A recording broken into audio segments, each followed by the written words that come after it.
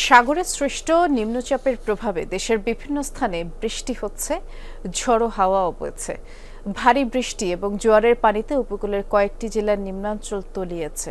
কোথাও কোথাও লঞ্চ এবং ছোট নৌযান বন্ধ রয়েছে। আবহাওয়া অধিদপ্তর বলছে আগামী ৪৮ ঘন্টায় ভারী থেকে অতি ভারী বৃষ্টিপাত হবে, বিশেষ করে চট্টগ্রাম অঞ্চলে।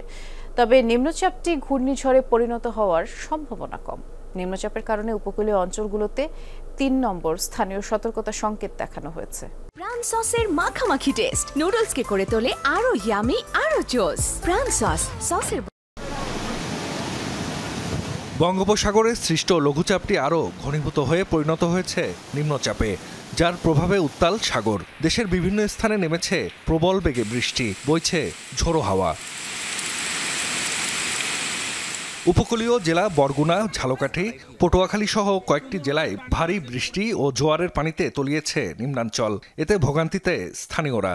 নোয়াখালীর হাতিয়ায় জোয়ারের পানিতে নিঝুম দ্বীপ, ঢালচর সহ বিভিন্ন চরে তলিয়েছে সড়ক, পানি ঢুকেছে বাড়িঘরেও। এতে চরম দুর্ভোগে দুর্গত এলাকার মানুষ। বরগুনা একটা কাজের জন্য আসছিলাম, পাথরঘাটা যাব, পানির জন্য পার হইতে পারতেছি না। আমরা দুর্ভোগের একেবারে চরম পর্যায়ে এর কোনো সীমা অতিক্রম করে গেছে। মেঘনা নদীর পাশে আমরা সবসময় আতঙ্কিত থাকি, যে কোনো বৃষ্টি তুফান আসলে আমরা ভয় বিপত্তির মধ্যে আছি, পরিবার নিয়ে খুব কষ্টের মধ্যে আছি। বৈরী আবহাওয়ায় হাতিয়ার সাথে বন্ধ হয়ে যায় সারা দেশের নৌ যোগাযোগ। এছাড়া পাটুরিয়া, দৌলতদিয়া এবং ভোলা ও বরিশালের বিভিন্ন রুটেও বন্ধ করে দেওয়া হয় লঞ্চ ও ছোট নৌযান। ট্রলার এগুলা সীমিত এখন চলাফেরা করতেছে না, বন্ধ আছে। লঞ্চ ছাড়তেছে না, তারা বলতেছে এই আবহাওয়া কোনোভাবেই যাবে না।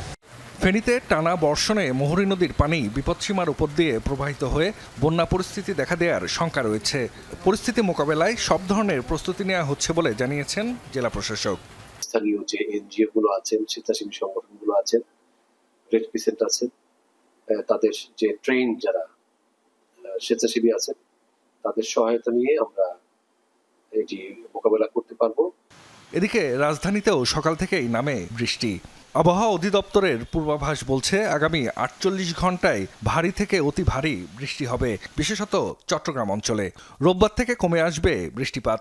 নিম্নচাপটি ঘূর্ণিঝড়ে পরিণত হওয়ার সম্ভাবনা কম বলেও জানিয়েছে আবহাওয়া অধিদপ্তর। রাজশাহী, রংপুর, খুলনা, বরিশাল, চট্টগ্রাম, ঢাকা, সিলেট, ময়মনসিংহ এইসব বিভাগে কোথাও কোথাও ভারী থেকে অতি ভারী বৃষ্টিপাতের সম্ভাবনা আছে আগামী ২৪ ঘন্টার মধ্যে। এর সাথে থাকবে দমকা বাতাস, ঝোড়ো হাওয়া, কখনো কখনো বিভিন্ন অঞ্চলে বজ্র বৃষ্টি হতে পারে।